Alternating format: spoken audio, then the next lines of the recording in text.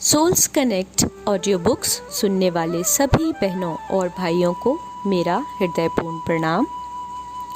आज हम अपनी किताब क्रोध से प्रेम की ओर का अध्याय 3 क्रोध और प्रेम का एक विकासपरक दृष्टिकोण an evolutionary view of anger and love को पढ़ना प्रारंभ करेंगे, जिसके लेखक हैं जेम्स डोटी।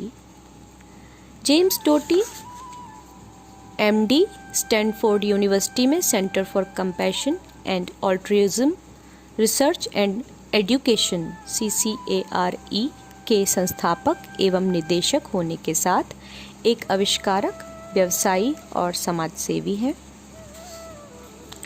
तो चलिए प्रारंभ करते हैं अध्याय 3 का भाग 1,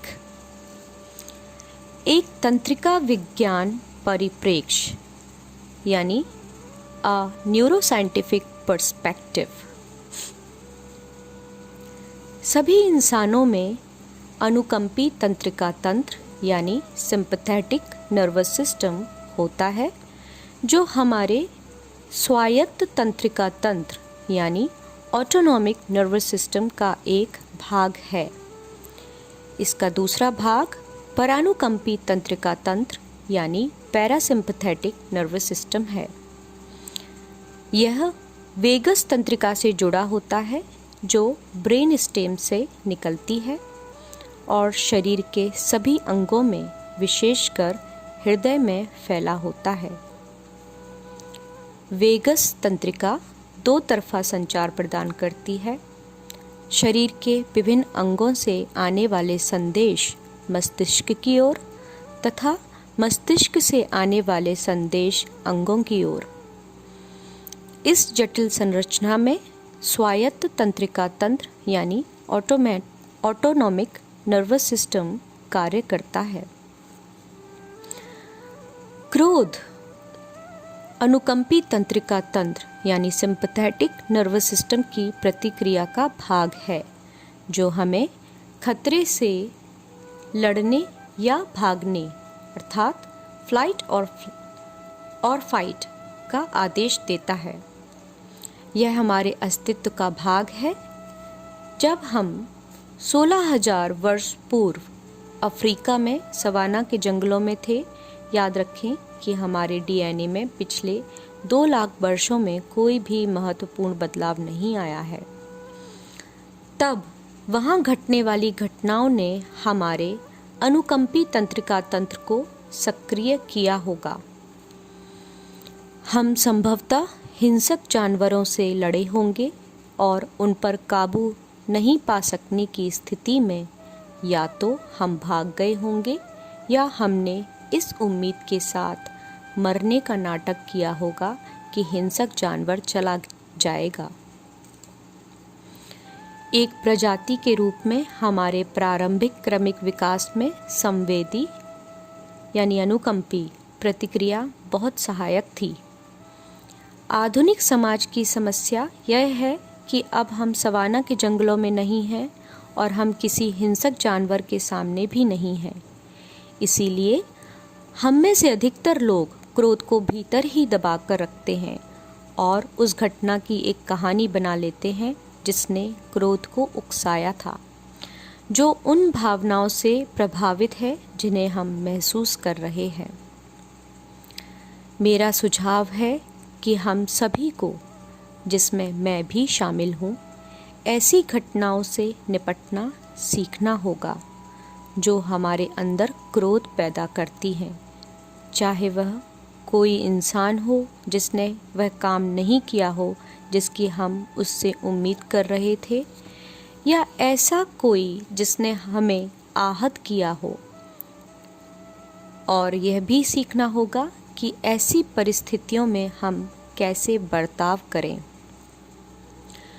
क्रोध कभी खत्म नहीं होता, यह हमारी स्मृति में बना रहता है और हर बार जब भी हम उसे याद करते हैं, यह फिर उसी शारीरिक प्रतिक्रिया को सक्रिय करता है, जैसे कि हृदय गति में वृद्धि, रक्तचाप बढ़ना और हार्मोन का स्राव, जो हमारे रोग प्रतिरक्षा तंत्र यानी इम्यून सिस्टम को प्रभावित करता है और जिसके कारण प्रोटीन स्रावित होता है।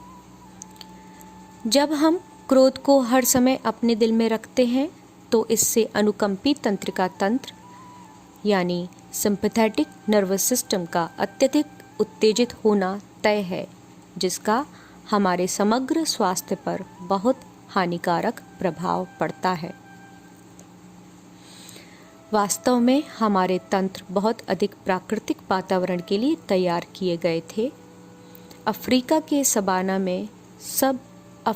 सवाना में जब क्रोध की परिस्थिति आती थी तो लोग या तो मर जाते थे या बच जाते थे। जब वे बच जाते थे तब उनका तंत्र तुरंत मौलिक स्थिति में वापस चला जाता था, लेकिन आधुनिक समाज में हम में से अधिकतर लोगों के साथ ऐसा नहीं होता। इसकी बजाय क्रोध का नकारात्मक भाव, जो अक्सर एक एहसास के साथ जुड़ा होता है कि किसी ने हमारे साथ गलत किया है, नकारात्मक हार्मोन के स्राव को लगातार बनाए रखता है, जो हमें मानसिक और शारीरिक रूप से प्रभावित करता है। मेरी जीवन यात्रा। यहाँ जेम्स टोटी अपनी जीवन यात्रा के बारे में बता रहे हैं। जब मैं छोटा था तब मेरे हालात चुनौतीपूर्ण थे। मैं नशीली दवाइयों, शराब व गरीबी से घिरा हुआ था। मेरी माँ मानसिक रूप से बीमार थी। मैं अक्सर क्रोधित महसूस करता था, लेकिन मैंने यह भी सीख लिया था कि क्रोध करने से कुछ भी नहीं बदलता। यह सबक अफ्रीका के सवाना में उपयोगी रहा होगा, लेकिन जब मैं बड़ा हो रहा था तब मुझे इससे कोई सहायता नहीं मिली। मेरे दिल में अपने माता पिता के लिए अत्यधिक क्रोध व आक्रोश था, क्योंकि मुझे लगता था कि मुझे अच्छी परवरिश और स्नेह नहीं मिला। इसके परिणाम स्वरूप मैंने क्रोध को हमेशा अपने दिल में रखा और इसके बहुत ही नकारात्मक परिणाम हुए। मैंने अनुकंपी तंत्रिका तंत्र के अत्यधिक उत्तेजित होने और जिन हानिकारक प्रभावों का उल्लेख किया है, उन सभी के अतिरिक्त यह आपकी देखने, सुनने और विचार करने की क्षमता को भी क्षीण कर देता है, क्योंकि अनुकंपी तंत्र का परिणाम एक तीव्र प्रतिक्रिया होती है, न कि एक शांत व विचारपूर्ण प्रत्युत्तर। आप अपना बचाव करने की स्थिति में होते हैं और इसलिए कैसे जवाब दिया जाए उसके बारे में सोच समझकर निर्णय लेना बहुत मुश्किल होता है।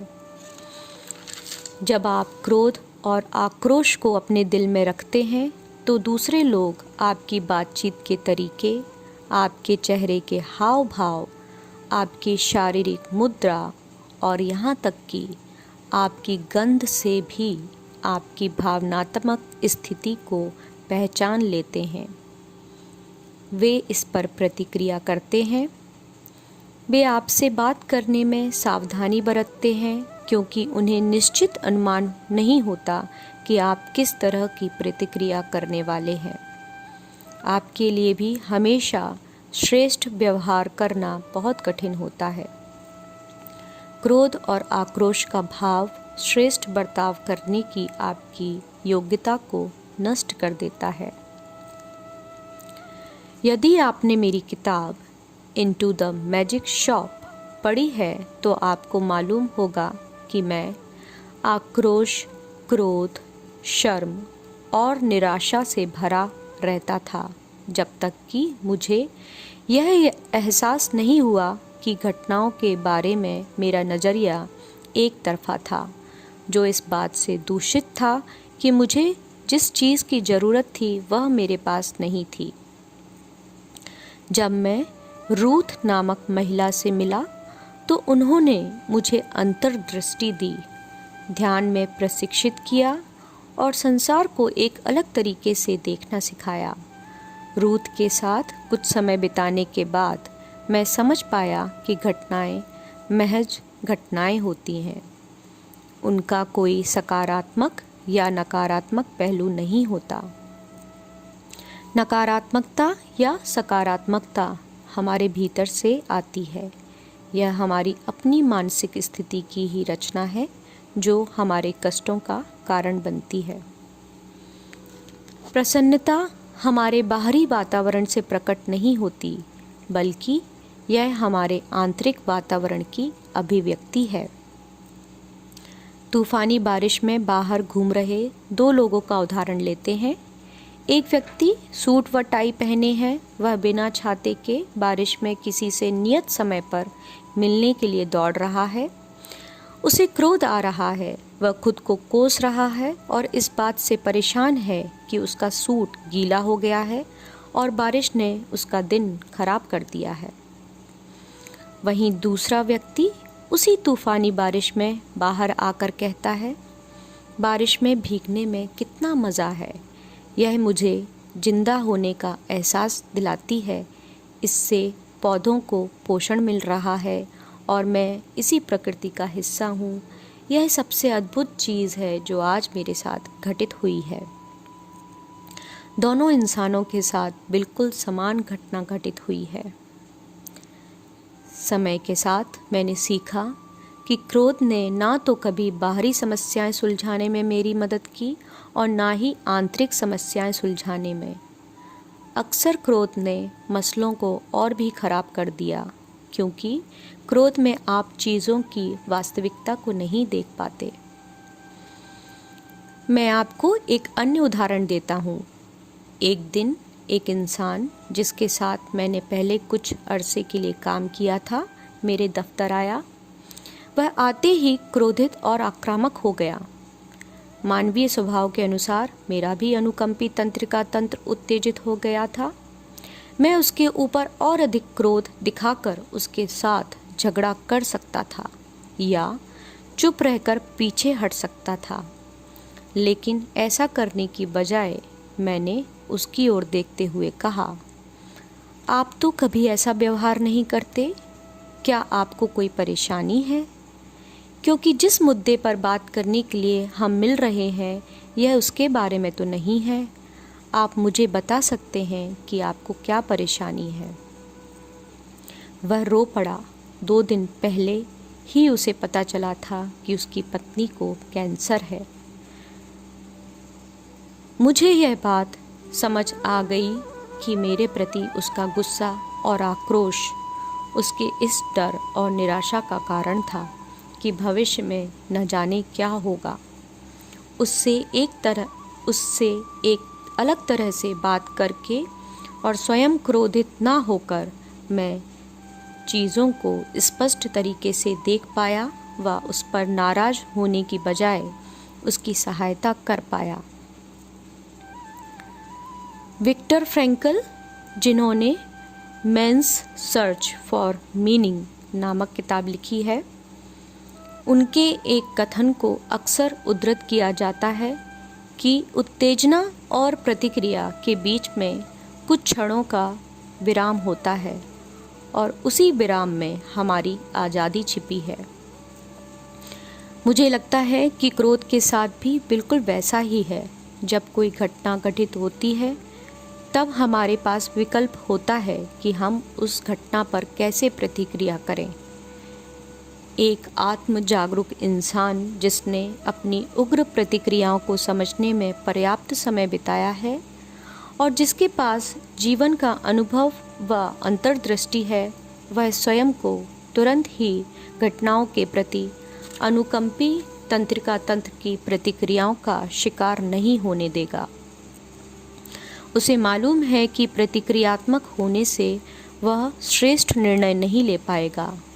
उसका यह कदम समझदारी भरा नहीं होगा और बिना सोचे समझे की गई प्रतिक्रिया शरीर में उन रसायनों का स्राव को बढ़ा देगी जो स्वास्थ्य के लिए हानिकारक होते हैं। इसलिए मैं ऐसी परिस्थितियों में सबसे पहले किसी भी प्रकार की राय कायम न करने की कोशिश करता हूँ, क्योंकि राय कायम करने से कोई मदद नहीं मिलती। जब हम दूसरों के बारे में इस आधार पर राय बना लेते हैं कि वे हमारे साथ कैसे बात करते हैं, उन्होंने कैसे कपड़े पहने हैं, उनकी शिक्षा का स्तर या रहन सहन का स्तर कैसा है, तो हम अक्सर गलत होते हैं, कभी कभार तो बहुत ज़्यादा गलत होते हैं। इसलिए मेरी कोशिश रहती है कि कोई राय कायम ना करूं। मैं समझ जाता हूं कि अक्सर जब लोग हमारे पास नकारात्मक भावनाओं के साथ आते हैं, तब वास्तव में उनका हमसे या वर्तमान परिस्थिति से कोई लेना देना नहीं होता। यह उनकी अपनी मनोदशा होती है। वह नकारात्मक भाव किसी अन्य समय किसी अन्य स्थान पर उपजा होगा, लेकिन वे इसे ठीक से समझ नहीं पाए, या शायद उनके पास प्रभावी तरीके से प्रत्युत्तर देने के साधन नहीं थे। इसलिए संयमित होना या स्वभाव में संभाव हमें अपनी भावनात्मक अक्षमता की चरम सीमा तक जाने से रोकता है, यानी क्रोध में सुध-बुध खो बैठना या खुशी में दीवाना हो जाना, क्योंकि ये दोनों ही वास्तविकता को देखने की हमारी योग्यता को धुंधला कर सकती हैं। किसी भी घटना से भावनात्मक रूप से जुड़ना बहुत आसान होता है। हम नहीं समझ पाते कि ये सारी घटनाएं क्षणिक हैं और इसी तरह उनसे जुड़ी हुई भावनाएं भी। यह कामना करना बहुत आसान है कि जो घटनाएं हमें खुशी देती हैं वे हमेशा होती रहें, लेकिन ऐसी इच्छा रखना या ऐसे परिणाम से हमारा लगाव ही सारे दुखों का कारण होता है, क्योंकि ये हमारी अपेक्षाएं हैं। मैं कैसे क्रोध पर काबू पाता हूँ? How I manage anger. कोई भी रातों रात बुद्धिमान या समझदार नहीं हो जाता। अक्सर हम जो सबक सीखते हैं वे हमारे अपने ही दर्द, दुख, तकलीफ और क्रोध के कारण सीखते हैं। हमारा ध्यान हमेशा चीज़ों के नकारात्मक पहलू पर जाता है। मेरा तो यही अनुभव रहा है। मैजिक शॉप की उस महिला ने मेरी कई चीज़ों में सहायता की और उसमें से एक थी भावनाओं से प्रभावित हुए बिना चीज़ों को और ज़्यादा स्पष्टता से देखना। मुझे लगता है कि यह एक बड़ा ही महत्वपूर्ण सबक है। मैं मानता हूँ कि दूसरा साधन जिसने मुझे परिपक्व किया वह है मेरा दैनिक अभ्यास। जब मैं सुबह उठता हूँ तो मैं अपने बिस्तर के किनारे बैठकर अपनी आंखें बंद करके सांस अंदर बाहर लेता हूँ, ताकि मैं एक आरामदायक स्थिति में आ जाऊं। उसके बाद हमारे अस्तित्व की सुंदरता के बारे में सोचता हूँ, वह इस संसार और उसमें अपनी उपस्थिति के बारे में विस्मय और आनंद महसूस करता हूँ। फिर मैं एक संकल्प के साथ अपने हृदय को खोलने की प्रक्रिया पर आता हूँ। मैं स्वयं के लिए करुणा से शुरू करते हुए यह समझने की कोशिश करता हूँ कि यह मेरी अपनी ही पीड़ा है जो मेरे निर्णय करने की क्षमता को बाधित कर सकती है और साथ ही दूसरों को बिना पूर्व निर्धारित राय के देख पाने की मेरी योग्यता को नष्ट कर सकती है। मैं हर एक इंसान में उनकी तकलीफ़ों के साथ उनकी गरिमा को भी पहचानने की कोशिश करता हूँ। मैं संभाव विकसित करता हूँ और अपने व्यवहार में क्षमा भाव लाने का अभ्यास करता हूँ, क्योंकि क्रोध के सबसे बड़े कारणों में से एक है अपने साथ यह नाराज़गी लेकर चलना कि किसी ने मुझे आहत किया है। नकारात्मक भावनाएं हमें ही बहुत ज़्यादा प्रभावित करती हैं और उस इंसान पर कोई प्रभाव नहीं डालती जिससे हम नाराज़ हैं। यह ऐसा है जैसे कि हम जहर पी रहे हैं और यह सोच रहे हैं कि यह दूसरे को नुकसान पहुंचाएगा। इसलिए क्षमा करना, कृतज्ञ होना, नैतिक गुणों का पालन करना, सत्यनिष्ठा, समझदारी, निष्पक्षता की भावना और बिना किसी दूसरे उद्देश्य के या बदले में कुछ लेने की अपेक्षा के दूसरों के प्रति दयालुता को व्यवहार में लाना, ये सभी महत्वपूर्ण हैं। पूर्ण प्रेम अपने साथ अपनेपन की भावना और संतुष्टि लाता है। इसके बाद मैं अपने हृदय की अनुभूतियों को महसूस करते हुए सांसारिक दुनिया की दिनचर्या में आ जाता हूँ। इससे पूरे दिन के लिए अपने इरादों को पुनर्स्थापित करने में मुझे सहायता मिलती है।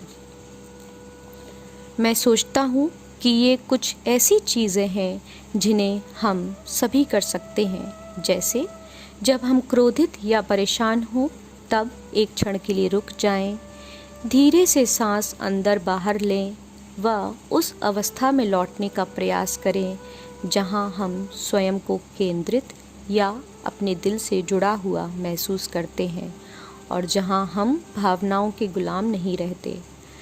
ऐसा करने से हम एक बार फिर यह समझ जाते हैं कि ये बातें क्षणिक हैं और ज़्यादातर मामलों में महत्वहीन और निरर्थक भी।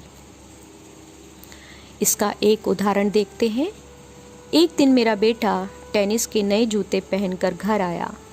वह घर के पीछे वाले आंगन से दौड़कर आया था और उसके जूते कीचड़ में पूरी तरह सने हुए थे। मैं उस पर बहुत नाराज़ और क्रोधित हुआ और लगभग उस पर चिल्लाने ही वाला था कि मुझे इस वास्तविकता का एहसास हुआ कि वे सिर्फ जूते हैं जिन्हें साफ किया जा सकता है और आखिर वह एक बच्चा ही तो है। इसलिए हमें इस बात का ख्याल रखना चाहिए कि कौन सी चीज़ हमारे क्रोध को भड़काती है। उस समय मुझे कुछ बातों के कारण परेशानी थी जिन्हें मैं अपने ऑफिस से घर तक ले आया था। मैंने अपनी परेशानी की झल्लाहट अनजाने ही अपने बेटे पर निकाल दी थी, मानो वही सारी फसाद की जड़ था।